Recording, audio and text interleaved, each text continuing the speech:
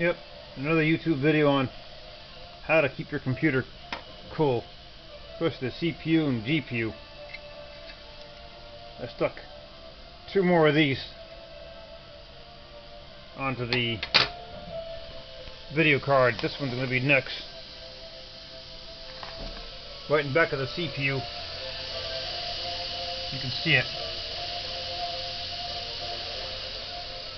Plus, on the CPU itself,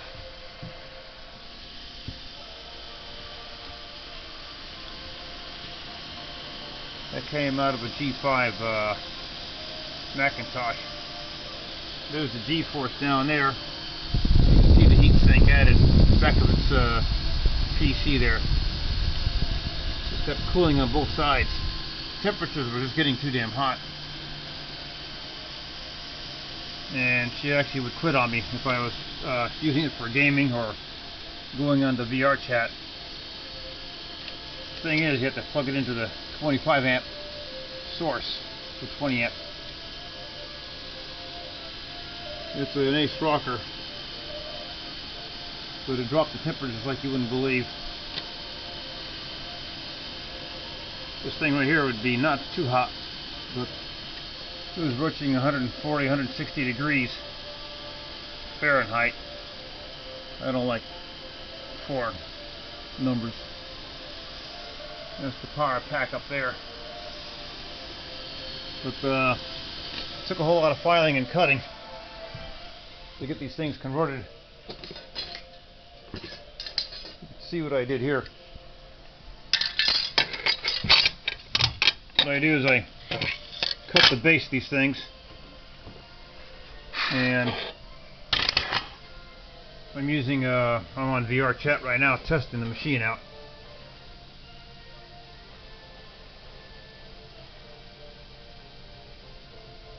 Playing a waltz. But these things get hot like crazy. What I do is I take the back off here. You see these 4 screws? They get removed, and this thing takes its place. So it's being heat sinked on both sides, and the temperatures right now, let's see if I can find it there. You can see what it's running at. 95, 96 degrees on the core, and 96 degrees on the GeForce video card. It was like close to 135, 140 degrees. It reached 175 degrees one time. That's it. Time to modify. What irks me is, how come computer manufacturers don't double up on the heat sinks? That'd be heavily modified. I have no way of editing videos showing how this stuff is built. So if you want any ideas, you can contact me. I'm on FA, Discord, Telegram. It's all the same name, and I give you insights.